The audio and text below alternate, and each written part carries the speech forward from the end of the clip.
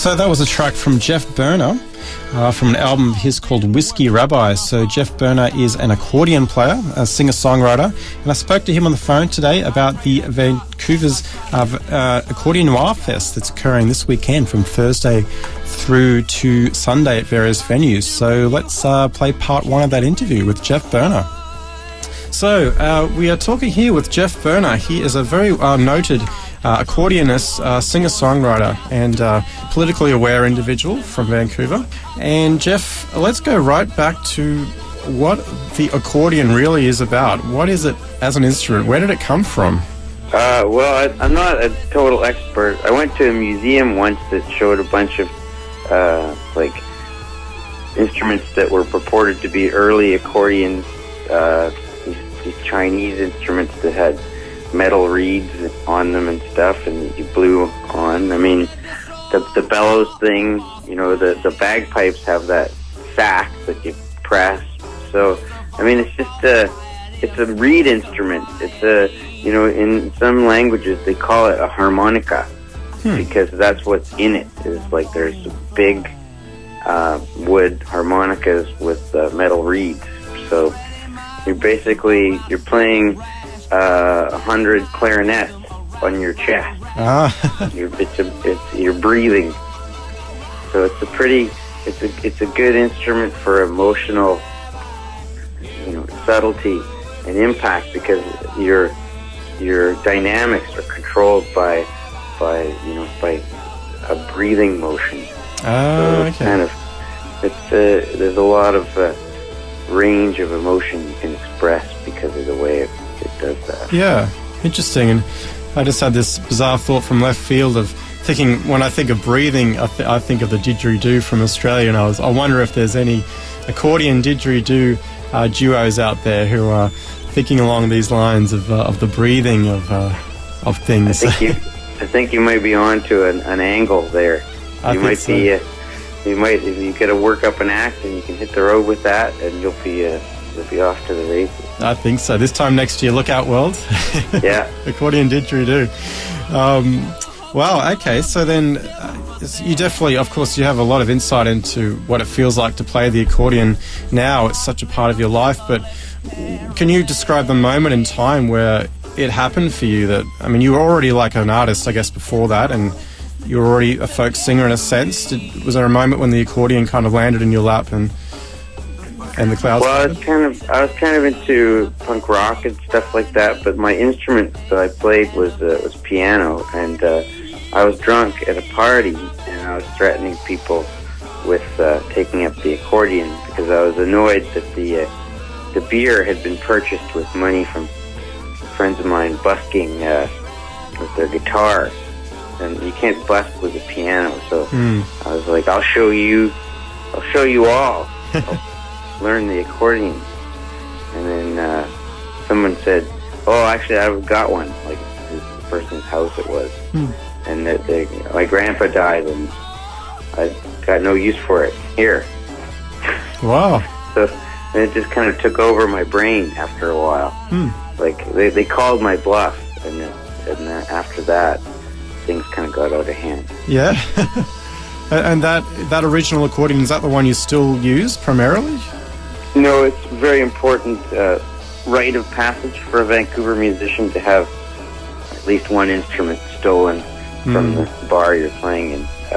You know, that happens to everybody who plays here. And that first one was stolen. Okay.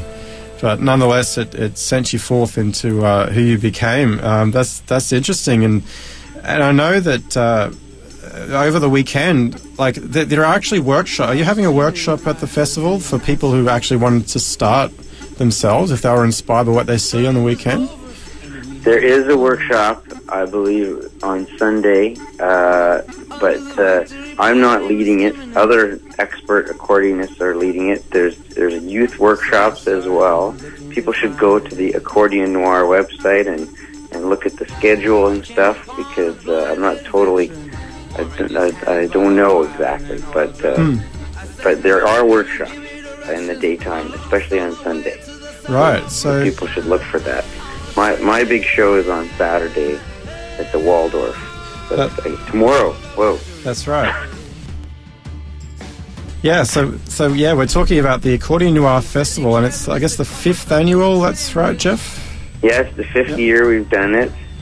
It's a 4-day festival this year. It started out as just a night at the Railway Club that I had booked for my show, and then I asked another accordion band to play with me, the Creaking Planks, and then I asked another. I think that was Anna Bonbon, and so we just realized we had, all of us were being promoted on the Accordion Noir show on Co-op Radio, and this seemed sort of became a natural idea to just call it something. And then it's grown every year to the point where now it's like there's probably about 6 or 7 venues and 4 days and workshops and concerts, and we're getting really big turnouts for these shows. It's really extraordinary. It's just the spirit at these festivals is very special. It's a lot of odd, bookish people who like to drink and people who appreciate weirdness. It's there's a kind of it's hard to say. There's a romance to it, and there's a kind of sense of community, and there's real art being made, and it's not. It's hard to explain, but if you go down there, you'll feel it. There's an Accordion Noir vibe. Yeah, and it's pretty fun. Yeah, it sounds like something special. That's the thing, is it's because the only rules are there has to be accordion, and it has to be somehow dark or odd or demanding or challenging. There's a vast array of stuff that we're offering, and it all fits together, and the audience is receptive to that. They it's not just like many festivals are. Well, this is a punk festival, or this is an indie rock festival, or this is this festival. Even a folk festival. Like, this is wildly eclectic. Yeah. And but all with the same strange feeling to it. And eclectic too, in the sense that there's other instruments featured too. Like there's something about team ukulele on the website. So this sounds like underappreciated or more obscure instruments are being celebrated. Well, there's an annual grudge match between underappreciated instruments, the ukulele versus the accordion, and there's about 6 or 7 on either side. I can't remember the name of the venue, but it's I think that might be tomorrow in the day. I'm not sure, but it's the ukulele versus accordion grudge match. It's hilarious and really fun, and it always sells out. And I believe that the accordion won last year, but I can't remember exactly. I'll find that on the website and let people know. And what is Panastereorama? Panastereorama is that's the Maria in the Showers concert at the Waldorf. Like they tend to play quite often at the Waldorf, maybe once a season, and they don't just play. They have what is it called, chicken shit bingo, and they have burlesque, and they have magic. And it's not just a concert. It takes up the Waldorf, which is this gorgeous 1947 hotel that's been completely refurbished to be completely in keeping with its old design values. Like, it looks like it's supposed to look from late 50s, early 50s kind of thing. Yeah. It's got a tiki room and stuff like that. Oh yeah, it's a wonderful place. Lots of bamboo, and so when Maria in the Shower do their Panastereorama nights, it's really something to behold. And the biggest night of the year for Panastereorama is their Accordion Noir night that And if people want to get their tickets, they should probably do it pretty quick. That's right. So that's we're talking about Geoff Berner with Maria and the Shower at Waldorf tomorrow night as one of the features for this festival. And then, of course, we have Friday night at Grandview Legion. That's where the festival continues. And then a parade on Sunday, the 16th, at Creekside Community Centre. Yeah. Yeah. It's going to be pretty fun. Yeah. A bunch of accordion players walking through East Vancouver. That sounds awesome. During the afternoon, I guess. So. Yeah. There's something about the instrument that just lends itself to being a force of happy chaos, you know? Yeah. So that's the parade on the 16th. So that will wrap it up. So this is the Accordion Noir Festival, curated by Geoff Berner. And well, no, I'd say that the curators this year, the Salmon Avalanche, has been a big force this festival, and then the hosts of Accordion Noir on Co-op Radio, Rowan Lipkovitz and Bruce Triggs, they're major forces in the curation of things. I just kind of surf along with them. Yeah, you know? Yeah. I was just wondering too about how things have shifted for you since the Mint Records release, the Victory Party album, which has been a really major and well-received release. How's that gone for you exposure-wise overseas and touring and things like that? Well, having Mint Records on your side is a huge boon. You know, you suddenly have their publicity forces and their network of distribution and people, and they work really hard, and they're big believers in what they're doing and in their artists, and they give you 100% artistic freedom. They're kind of the perfect record company. So it's been made it much easier to reach my potential audience with them on my side. So it's been, I actually have been hoping to sign with Mint for about a decade before we finally made it happen. So I'm very pleased that it worked. And the thing won, an award, Canadian Folk Music Award in the Pushing the Boundaries category. I've been officially labeled a boundary pusher. Absolutely, and it's amazing. It's just wonderful to hear you continue to be, politically aware and outspoken in your music. And have you found that the associated challenges with that over the years too? How have you experienced that? And too, now having kids as well, and have you found you've had to alter things a little bit to get your message across in terms of not being quite as provocative?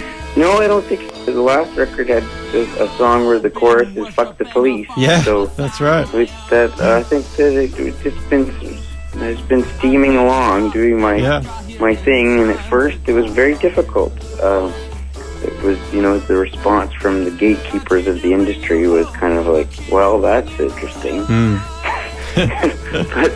but when they don't let you in to their ballpark, you just build your own ballpark. You just find other places to play and other ways to build an audience. You reach the people that you're supposed to reach sooner or later if you just keep playing. And, that's right. And that's what's happened. It's just been slow, incremental, but very tangible growth in the number of people who come out to the shows and stuff like that, and then the kind of the festival that gets to play and everything. And it's all just, you just kind of stick to your guns and do the stuff that you really care about, and you'll find people who will care about it too. Absolutely.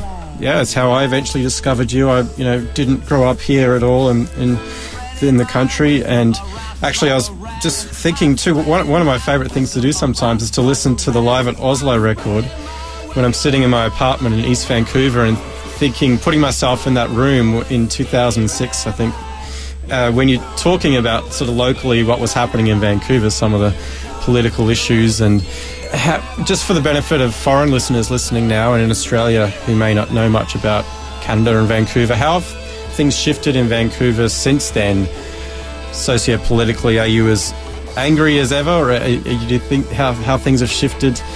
The big event, I guess, has been the Olympics, which was an exercise in real estate boosterism that succeeded in raising property values and keeping them up even through the crash.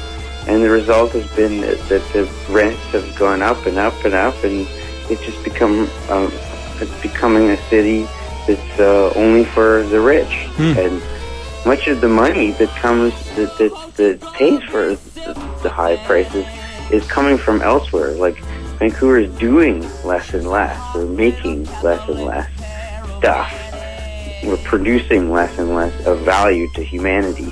But we're drawing money for real estate from elsewhere, from Alberta or Ontario or from other countries.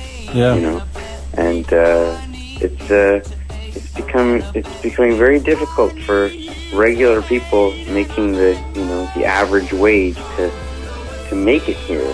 And so in that live record, I was talking about that song, That's What Keeps the Rent Down, baby. About how in a way the problems on the downtown east side made it possible for artists to live there because the rent was lower because of the problems. And it was easy to foresee that the result of that would be, once artists start moving into the neighborhood, it makes the more adventurous yuppies feel safer, and then to be among the art galleries and the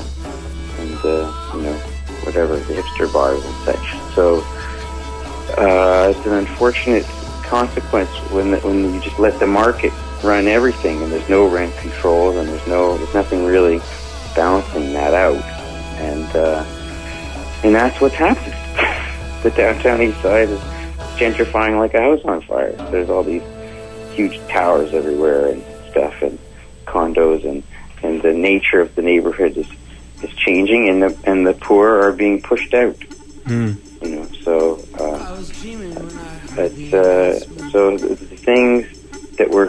the things that were so obviously happening then have happened. So I guess that would be where I'm at with that. Yeah. Thanks very much for that summary, Geoff. It's definitely spot on and in line with what I've observed.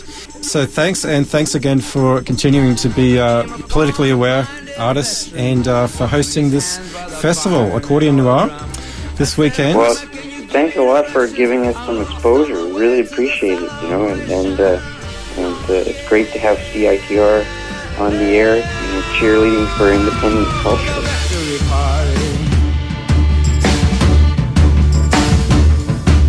He said you can't miss it, cross what's left of the train bridge,